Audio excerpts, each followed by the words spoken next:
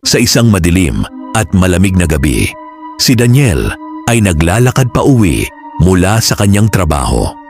Malapit na siyang makarating sa kanyang bahay nang makita niya ang isang basurahan sa gilid ng kalsada. Ang basurahan ay tila puno ng mga sirang appliances, ngunit ang isang lumang TV na parang antique ang tumambad sa kanya.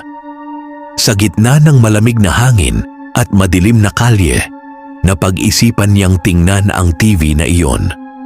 Nagkaroon siya ng interes kung maaari pang mag-function ang luma nitong screen. Matapos ang ilang sandali, nagpatuloy siya sa paglalakad pa uwi, bit-bit ang lumang TV. Pag-uwi ni Daniel, may napansin siyang maliit na pakete sa likod ng lumang isang videotape na may tag na kulay pink. Nang buksan niya ito, nagulat siya nang makitang ang tape ay mukhang bago at maayos pa. Agad niyang pinili na subukan ito sa kanyang lumang TV, ang TV na kinuha niya mula sa basurahan. Natuwa siya nang makita ang videotape ay gumagana. Ngunit sa pag-play ng tape, ang unang eksena ay naglalaman ng isang bundok na tila walang tao. Ang tanawin ay malamig at wala ni isang buhay na nilalang.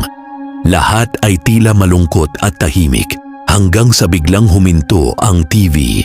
Nagulat si Daniel at sinubukang hampasin ang TV upang magbalik ang palabas.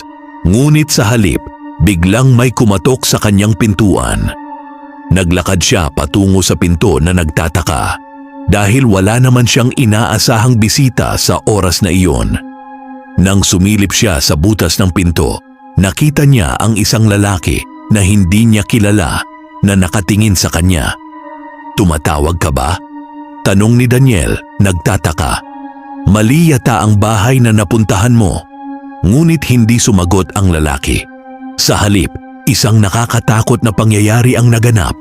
Ang TV ay biglang umandar muli at lumabas ang isang lalaki mula sa screen na sumisigaw, "Buksan mo ang pinto! Buksan mo ang pinto!" Ang sigaw ay paulit-ulit habang ang lalaki sa labas ay patuloy na kumakatok sa pinto, sabay na bumibigkas ng parehong mensahe.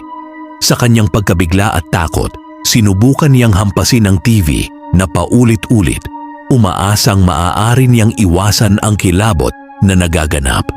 Sa wakas, nasira ang TV at tumalon ang mga piraso sa sahig. Tinapon niya ang tape mula sa bintana, umaasang mawawala ang kanyang mga problema. Ngunit sa oras na iyon, nagkaroon ng bagong pangyayari. Isang taong hindi niya kilala ang nakapulot ng tape mula sa kanyang bintana. Ang tape ay may bagong tag at ang bagong may-ari nito ay hindi pa rin alam na ito ay nagdadala ng isang sumpa.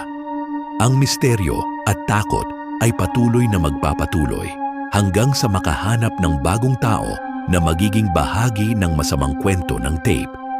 At sa dilim ng gabi, patuloy ang pag-ikot habang ang tape ay naghahanap ng susunod na biktima.